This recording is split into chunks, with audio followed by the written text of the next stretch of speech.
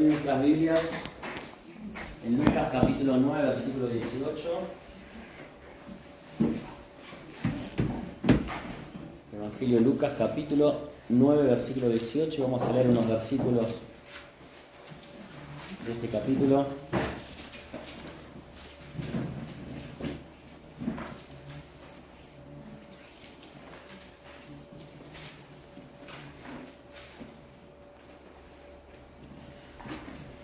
La última vez que compartí la palabra un miércoles, tocamos el tema de la importancia de la oración a solas, ¿no?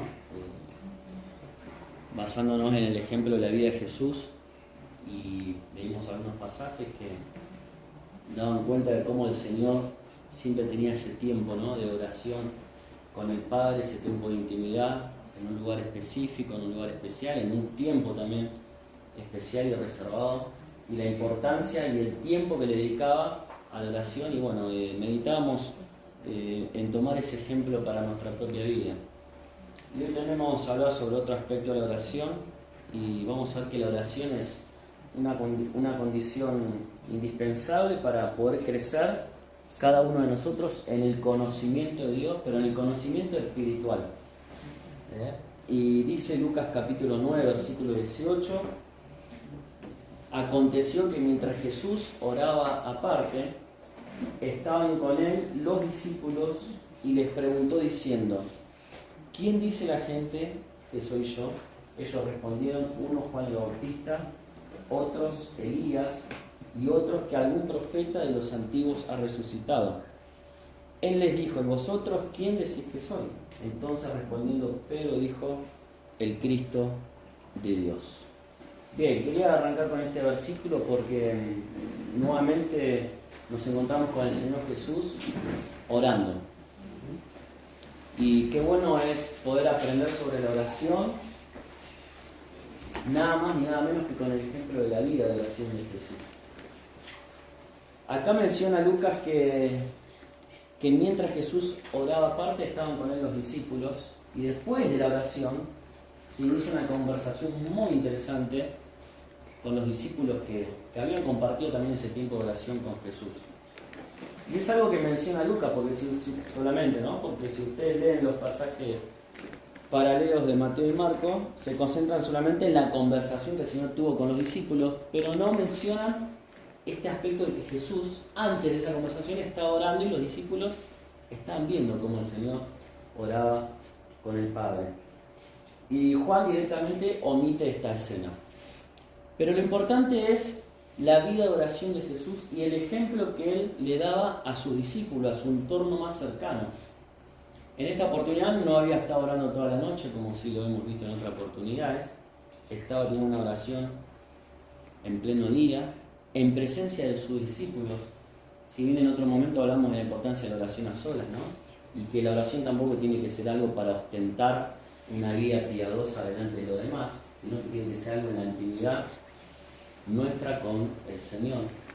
Sin embargo, cuando uno realmente tiene una vida de oración como la tenía el Señor Jesús, eso es notorio en todos aquellos que comparten la vida, en este caso con Jesús. Y eso es algo muy lindo para aprender también, ¿no? Una vida de oración se hace notoria en las personas que nos rodean. Y uno podría empezar a pensar cuáles podrían haber sido los motivos por los cuales Jesús estaba orando en ese momento frente a sus discípulos. Y si bien no lo dice específicamente, podríamos deducir que en base a la conversación que venía después y unos versículos más adelante, las cosas que el Señor le iba a manifestar a sus discípulos acerca de lo que iba a pasar con él, ¿no?, de su futuro, de su muerte en la cruz, y de también las consecuencias que iban a venir sobre la vida de los discípulos por seguirle a él, uno podría pensar, y muchos comentaristas también apoyan esto, de que el Señor en ese momento de oración frente a sus discípulos no estaba haciendo otra cosa más que orar por ellos, orar por todo lo que iba a venir, y orar por su vida de crecimiento y su relación y su conocimiento espiritual del Señor Jesús y del Padre. Cuando uno lee los versículos 18 al 27, no los vamos a leer ahora, pero hay tres cosas de las que el Señor les va a hablar a sus discípulos. En primer lugar, ya lo leímos anteriormente, cuando el Señor les pregunta acerca de qué dicen los otros sobre Él, quién es el Señor, qué piensa la gente y qué pensaban ellos de Él, ¿no? Hasta que Pedro dice: tú eres el Cristo, ¿no? El Hijo del Dios viviente. En segundo lugar, en estos versículos, en este contexto, el Señor les va a hablar acerca de qué iba a ocurrir con Él en los próximos meses y de todo lo que el Señor iba a tener que enfrentar, ¿no? Y en tercer lugar, le va a hablar de las consecuencias que los discípulos iban a tener que afrontar en sus propias vidas por seguir a Cristo.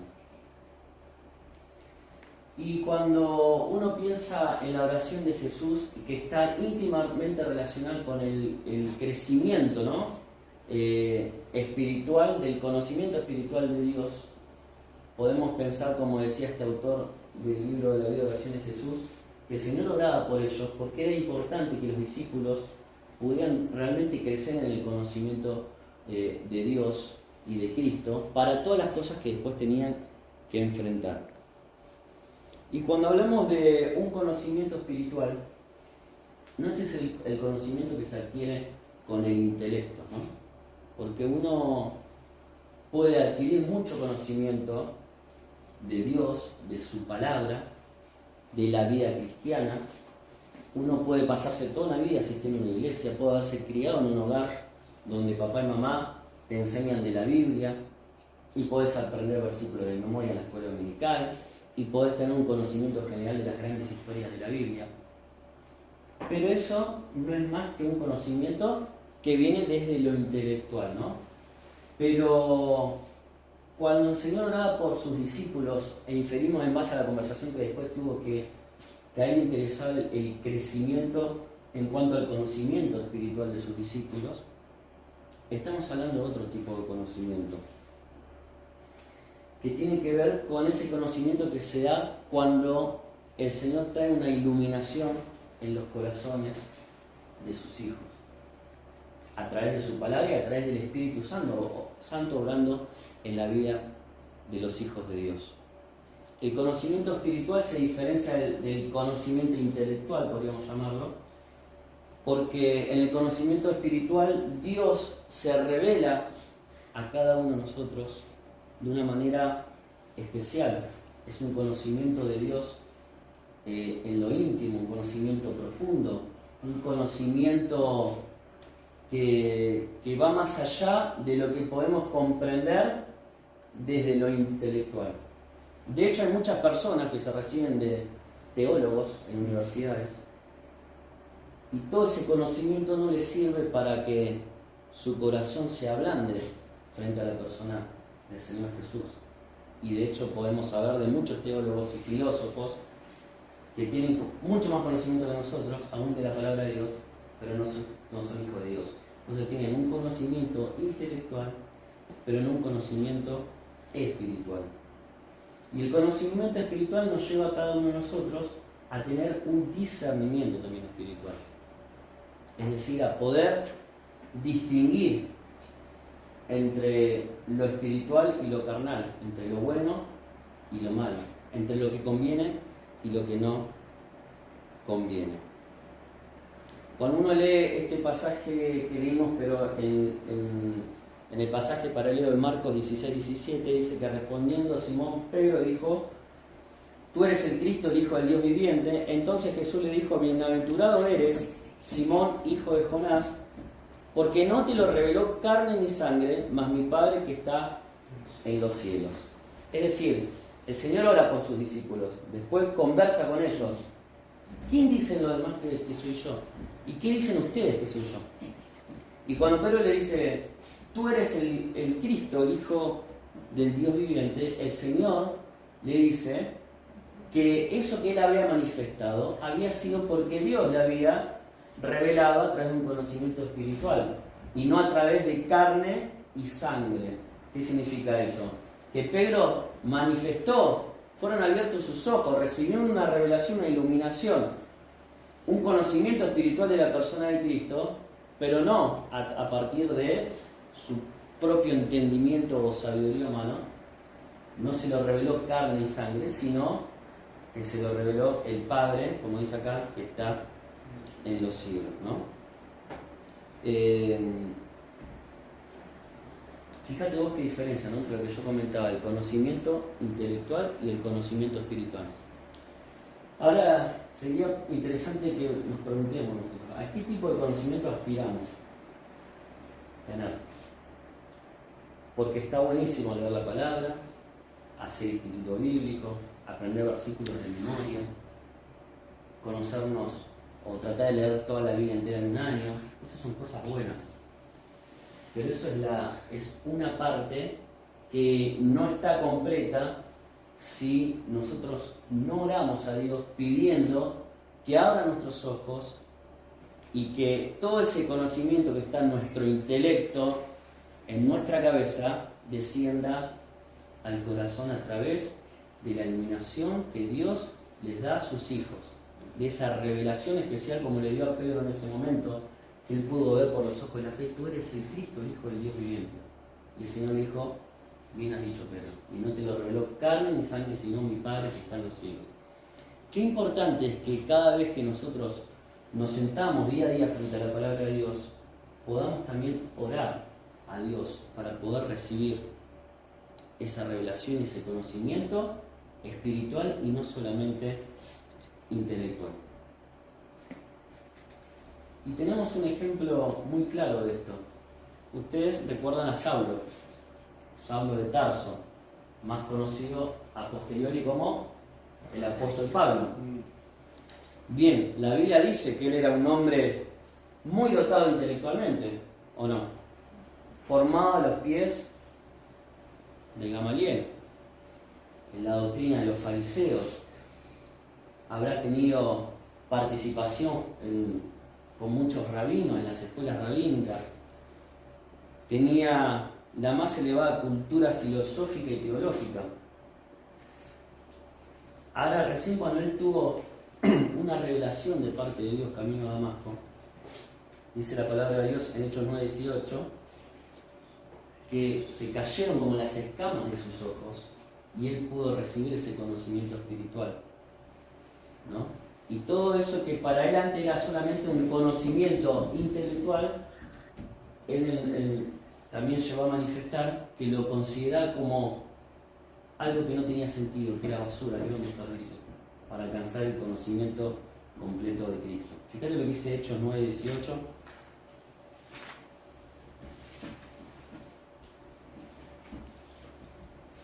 Ustedes se acuerdan que él había quedado sin vista, ¿sí?, por esa luz que había recibido de la presencia del Señor que se le cruzó en el camino a Damasco.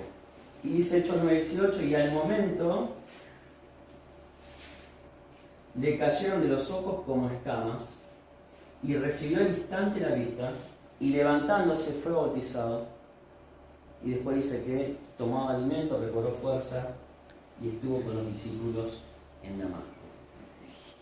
Esto que a él le pasó físicamente, porque primero había quedado sin vista, después se le cayeron como unas escamas de los ojos y recibió la vista, también nos habla de algo que pasó en su interior, porque tuvo un encuentro con Jesucristo, porque fueron abiertos también no solo sus ojos físicos, sino también los ojos de la fe, porque recibió esto de que estamos hablando, el conocimiento espiritual, la revelación de Dios, la iluminación que Dios da a través de su palabra y por el obrar del Espíritu Santo en nuestra vida. Tal es así que cuando Pablo escribe a la iglesia de los Éfesos, dice por ejemplo en el capítulo 1, versículo 17-18, que él ora de rodillas a Dios para que el Dios de nuestro Señor Jesucristo, el Padre de Gloria, os dé espíritu de sabiduría y de revelación para su conocimiento. Vamos a buscar el versículo.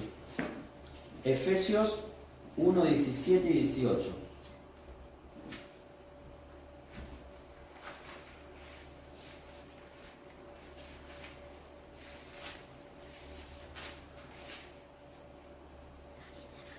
Podemos empezar del 16, donde se ve bien la oración de Pablo. Dice: no ceso de dar gracias por vosotros, haciendo memoria de vosotros en mis oraciones. Y fíjate cuál es la oración de Pablo. ¿Qué pide Pablo para los hermanos?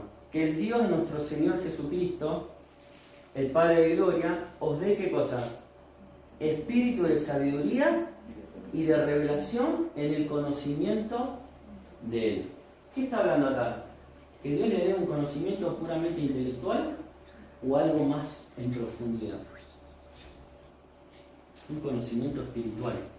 Está hablando dos palabras muy importantes, sabiduría y revelación. ¿Sí? La revelación viene por esa iluminación que Dios da, ¿sí? La fuente de Dios, el canal es el Espíritu Santo que mora en nosotros, y viene la revelación de Dios a nuestra vida, y la sabiduría es la manera práctica de poder aplicar ese conocimiento espiritual. Versículo 18, alumbrando los ojos de vuestro entendimiento, para que sepáis cuál es la esperanza que los ha llamado, y cuáles las riquezas de la gloria de su herencia en los santos, y cuál la supereminente grandeza de su poder para con nosotros los que creemos según la operación y el poder de su fuerza. Qué importante entonces, acá vemos otra vez relacionada la oración con el crecimiento en nuestra vida del conocimiento espiritual de Dios. Y lo vuelve a repetir Pablo, una oración similar en Efesios capítulo 3, versículo 14. Y dice, por esta causa doblo mis rodillas ante el Padre nuestro Señor Jesucristo. ¿Qué significa cuando dice doblo mis rodillas ante el Padre? Estaba orando, de quien toma nombre toda familia en los cielos y la tierra. Y fíjate lo que dice en el versículo 18. Para que seáis plenamente capaces de comprender con todos los santos cuál sea la anchura, la longitud, la profundidad y la altura, y de conocer el amor de Cristo, que exceda todo conocimiento, para que seáis llenos de toda la plenitud de Dios. Nuevamente, la oración como algo indispensable para obtener, ¿no es cierto?, en nuestra vida el conocimiento espiritual de parte de Dios. Y acá habla de la anchura, de la longitud, de la profundidad y de la altura. Un conocimiento pleno de Dios, de su amor, de sus misterios. Y en todos los casos que estamos viendo, siempre la oración precede a este conocimiento espiritual. Creo que es la clave, ¿no? La oración como esa llave que abre la puerta para pasar de tener un conocimiento que a veces queda solamente acá en nuestra mente, en el intelecto, y que pueda ese conocimiento reflejarse en nuestra vida a través de una iluminación, a través de la palabra de Dios. Y esto está bueno, ¿no? Porque algunos podrán tener más capacidad para adquirir conocimiento, ¿no? A algunos les será más fácil, por ejemplo, estudiar la Biblia o estudiar una carrera en un instituto bíblico, ¿no? Pero cuando hablamos de conocimiento espiritual, no tiene que ver con la capacidad intelectual que vos tengas. Tiene que ver con el obrar de Dios y cómo Dios te revela su persona, su obra, su misterio, su palabra en tu vida. Y a veces podemos encontrar una persona muy formada desde lo intelectual y una persona muy sencilla pero que tiene más conocimiento espiritual y más sabiduría práctica de Dios en su vida. Por eso es que importante en estos ejemplos que estamos viendo de la oración, de cómo la oración tiene que estar como algo previo, necesario para poder tener esta clase de conocimiento espiritual en nuestras vidas. Cada vez que nos sentamos frente a la palabra, le pedimos a Dios que nos ilumine, que nos haga entender que lo que estamos leyendo no sea algo que entre por acá y salga por acá, sino que realmente pueda bajar al corazón, que podamos tener un corazón dócil, dispuesto a recibir la palabra de Dios. Porque a veces nos acostumbramos, ¿no? Sí, tengo que hacer devocional todos los días, porque sé que lo que me hace bien,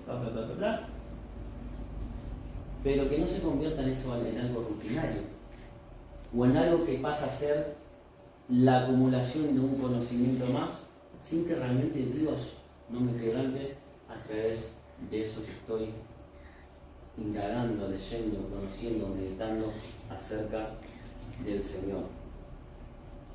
Y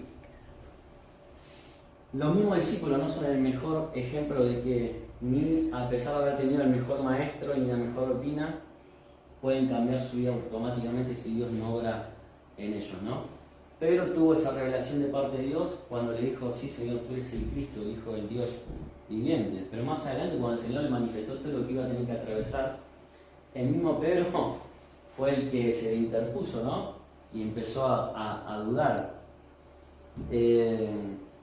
Por eso la importancia, ¿no?, de depender cada día de la oración, una oración que realmente nos comprometa a cada vez que nosotros nos acercamos al Señor y a su palabra, a obtener este conocimiento espiritual. Y también lo vemos esto en una historia del Antiguo Testamento. En 2 Reyes capítulo 6-14, vamos a buscarlo.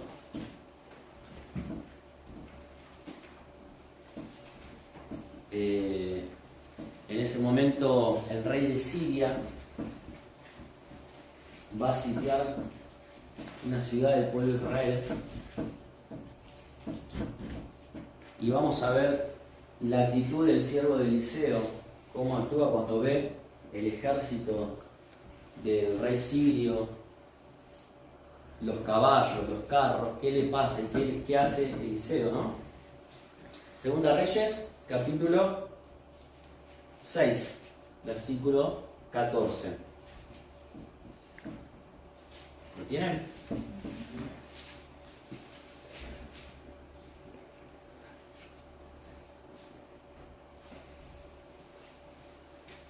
Bien, vamos a ver la pantalla.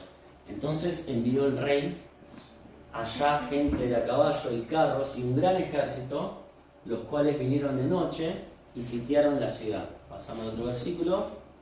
Y se levantó de mañana y salió el que servía al varón de Dios. El varón de Dios es Eliseo.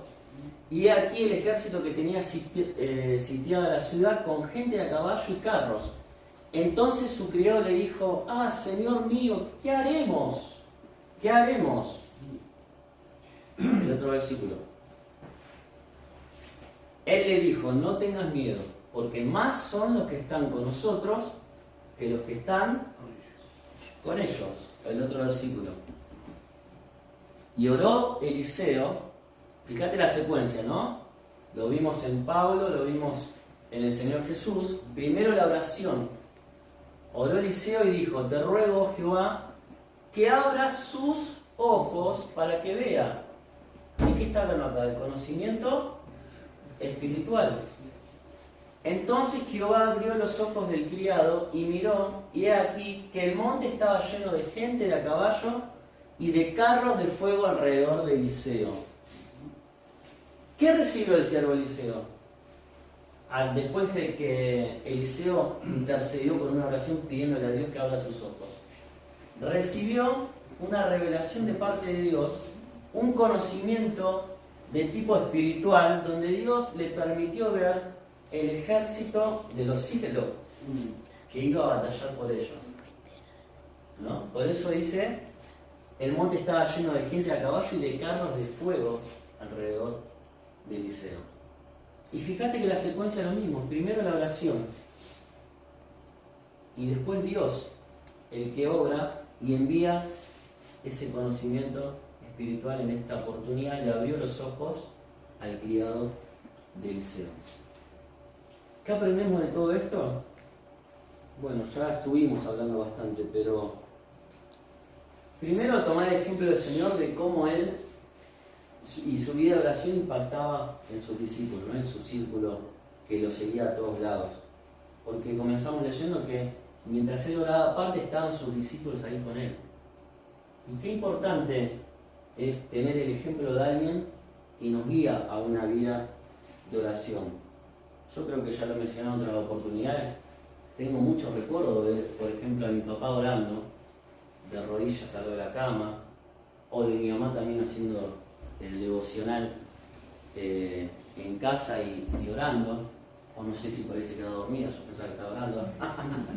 Si van a salir, porque mi mamá es de las que se duermen rápido. No, pero estaba orando también. Y es lindo haber tenido ese ejemplo. ¿Sí? Les voy a leer un fragmento de algo que escribió un misionero ya hace mucho tiempo, Juan Peyton, acerca también del ejemplo que él recibía en su hogar.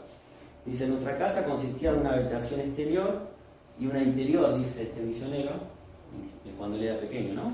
Y un cuartito entre ambas habitaciones, ¿no? Una estaba al frente, un cuartito chiquito en el medio y uno atrás. Dice: la habitación de adelante era el territorio de mi madre, era la cocina, el cuarto de estar y el comedor toda la vez. La otra habitación, la del fondo, era el taller de mi padre, donde había 5 máquinas tejedoras de calcetines que trabajaban diligentemente. Y dice que la piecita del medio, que yo le llamaba el cubículo, era una piecita muy pequeña, entre estas 2 habitaciones más grandes, con apenas lugar para una cama, una mesita y una silla y una diminuta ventanita que daba una diminuta luz a esa escena. Este era el santuario de aquella cabaña. Dice: allí diariamente y muchas veces durante el día, por lo general después de cada comida, veíamos a nuestro padre retirarse y cerrar la puerta, y nosotros los niños entendíamos por una especie de instinto espiritual, porque tales cosas eran demasiado sagradas para comentar, que allí se estaban elevando oraciones a nuestro favor. Como en la antigüedad lo hacía el sumo sacerdote detrás del velo en el lugar santísimo, ocasionalmente oíamos los ecos de una voz temblorosa rogando por alguien que ruega por su vida. Escuchaban al padre, ¿no? Orando detrás de la puerta. Y dice este misionero,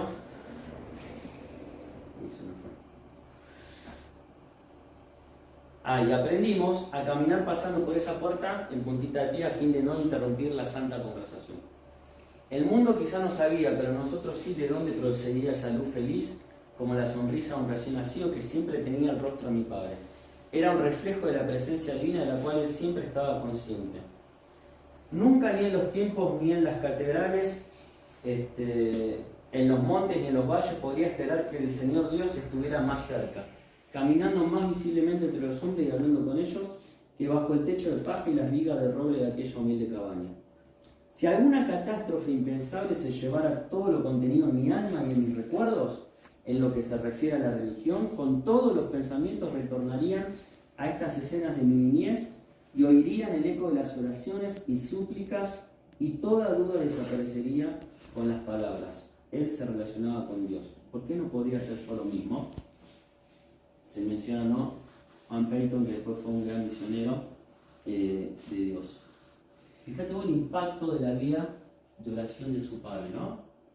En el diario vivir, mientras trabajaba en el taller, la madre adelante, él veía que todos los días el padre se encerraba en esa piecita para interceder por sus hijos, por su familia, y clamaba y oraba a Dios. Y él lo veía reflejado en el rostro de su padre, que era un hombre lleno de conocimiento espiritual.